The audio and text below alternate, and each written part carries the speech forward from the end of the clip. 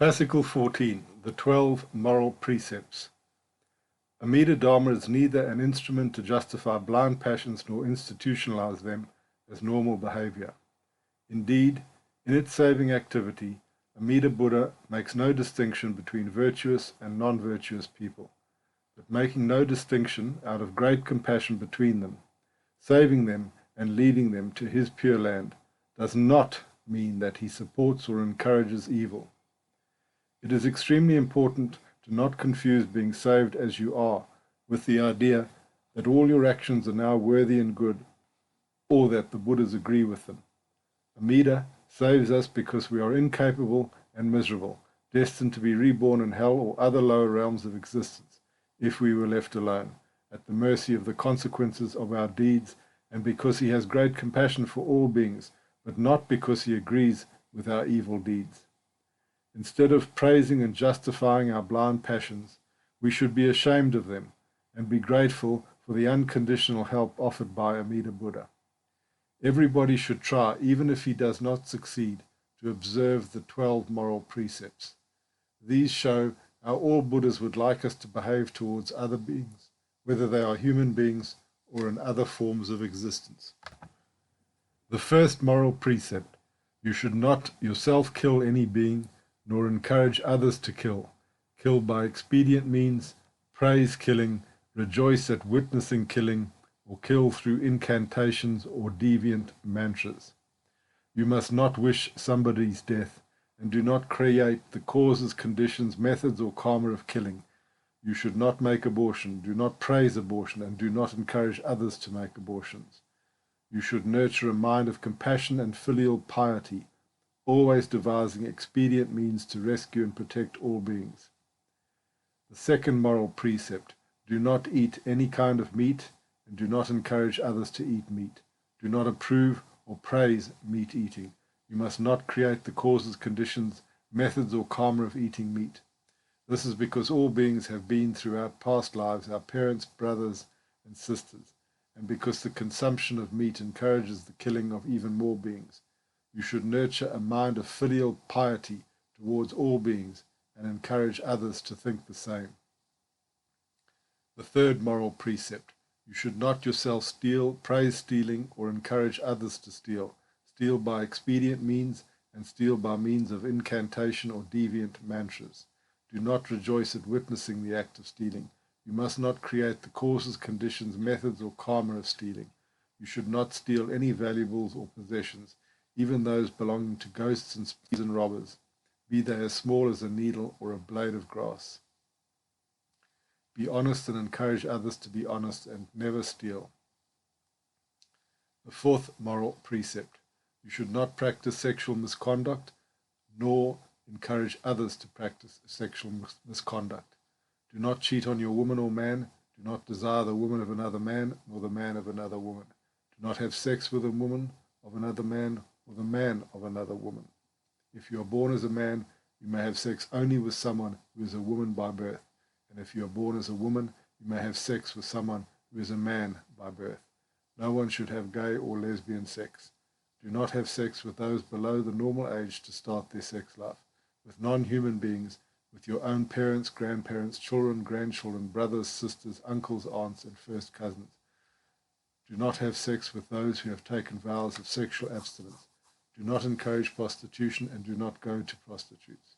Do not have sex in inappropriate places, that is, in temples, outside the house, near sacred objects, near bodies, or in cemeteries. Do not have sex at the wrong time, that is, during the day. Do not have sex in the wrong holes, that is, those that are not made for sex, such as the mouth or the anus. Do not have sexual relations that cause injury or in ways that are physically or mentally harmful. Do not rape anybody. Do not rejoice at seeing any kind of sexual misconduct, and do not promote or approve sexual misconduct. Do not create the causes, conditions, methods, or karma of sexual misconduct.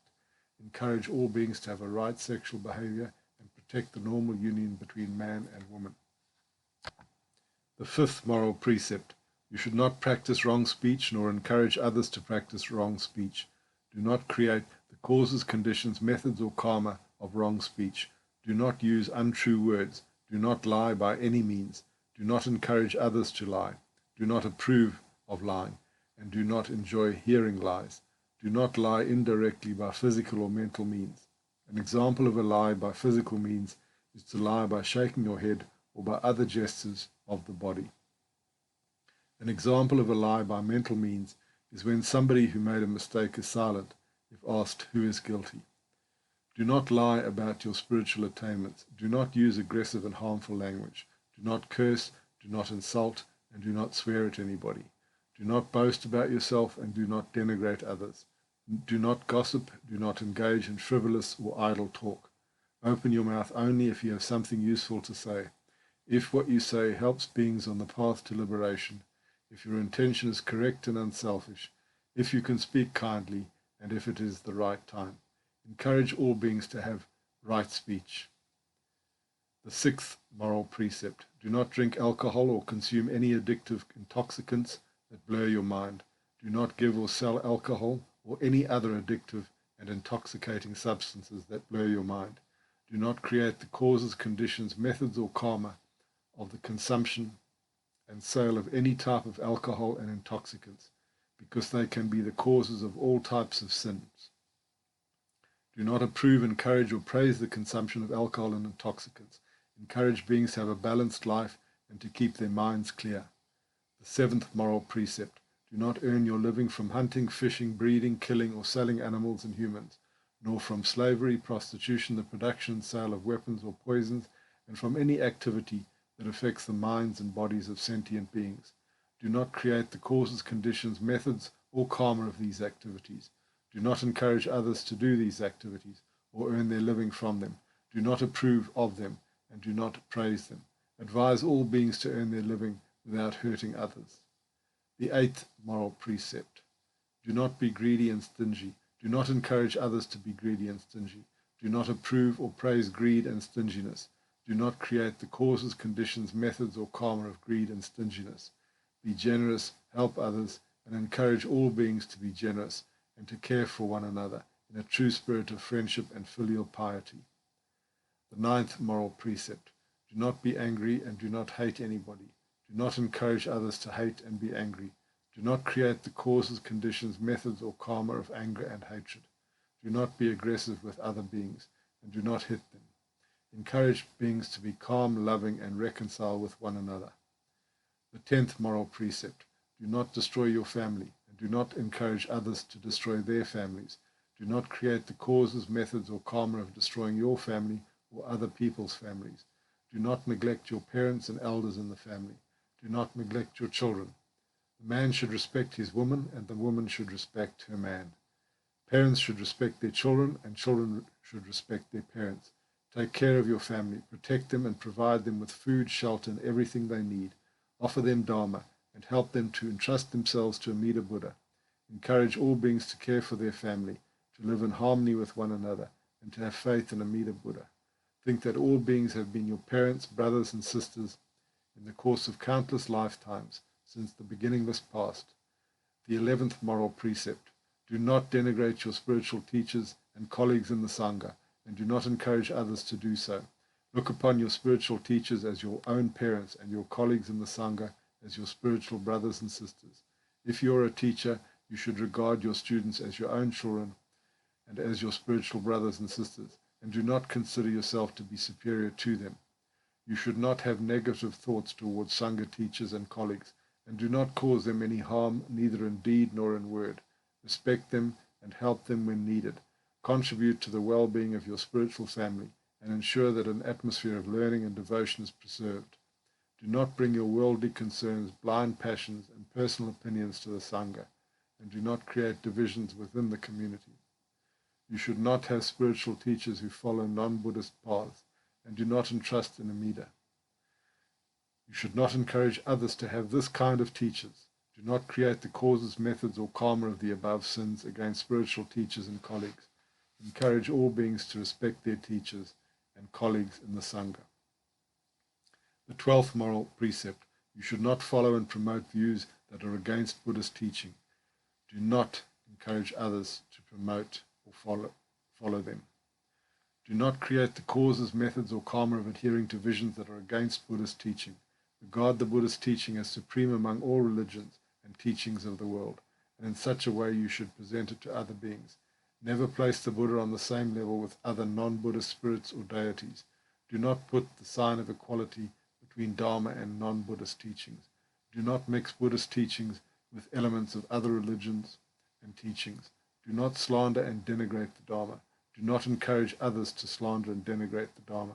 Encourage all beings to follow the Buddha Dharma exclusively, to have faith in Amida Buddha, say his name, and wish to be born in his pure land. The Amida Dharma follower should try to lead a moral life, but never think that if he fails in this attempt, he is abandoned by Amida Buddha. Also, he should not look down on those who break any of the 12 precepts, because there is no one who is without error. With great love and great compassion, Amida Buddha regards all beings as his own children, and does not discriminate between the good and the evil, wishing to bring them all to his pure land. However, the only ones he cannot save, because they themselves close the gates of salvation, are those who deny his existence and the existence of his pure land, those who slander and denigrate the Dharma, who promote and adhere to non-Buddhist views in violation of the 12th precept and the meaning of refuge in Buddha and Dharma, as well as those who cannot hear the true teaching because they do not listen to Buddhist teachers with faith in Amida, but follow heretics or teachers of non-Buddhist religions, contrary to the instructions of the 11th precept and the meaning of refuge in the Sangha. These people are not punished or excluded by Amida, but they self-exclude themselves, severing any karmic connection with Amida and his Dharma. So, do everything you can in your daily life to live up to the 12 precepts, but do not feel discouraged if you are not a moral person. As long as you do not cut off your ties with Amida and do not close yourself to the true teaching, you will surely be born in the Pure Land through the saving power of Amida Buddha. Do not think that if you behave well today, you deserve more to be born in the Pure Land, and if you failed at doing something, this will be a hindrance to being born there. The Pure Land and the path to the Pure Land were created by Amida Buddha and depend on the power of Amida, not on your so-called moral abilities. Do not think you are better than others, but humble yourself and believe you are the lowest of the low. Do not be proud, but throw yourself at the feet of Amida Buddha and thank him for the unconditional salvation that he offers to you. Since Amida himself does not discriminate between the virtuous and the non-virtuous, there should be no such discrimination in the Sangha either. Anyone who comes to the temple must be welcomed if the reason for his coming there is to listen to the teaching and receive faith in Amida. The temple is not a courtroom, but a place of acceptance and faith. All those who attend the services and Dharma talks should be focused only on this, leaving aside any worldly concerns and non-Buddhist teachings. Also, they should be respectful of one another and maintain a spirit of brotherhood, because they are all part of the same spiritual family. There is no difference between Nembutsu said by a saint or Nembutsu said by a prostitute. There is no difference between Nembutsu said by a virtuous person or Nembutsu said by a sinner. There is no difference between the Nembutsu of the good and the Nembutsu of the evil. There is no difference between the Nembutsu of the wise and the Nembutsu of the fool.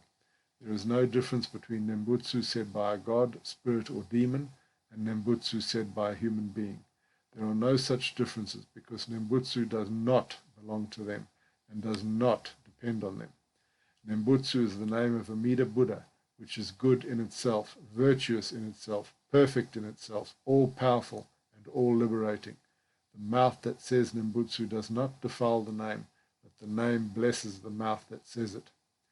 Out of love for all beings, Amida offered his name and invited everyone to say it in faith. Amida's name is the invincible and indestructible ship with which we cross the endless ocean of repeated births and deaths. The name of Amida sounds good on anyone's lips because the name does not exorcise, destroy, or judge, but accepts and saves everyone as they are.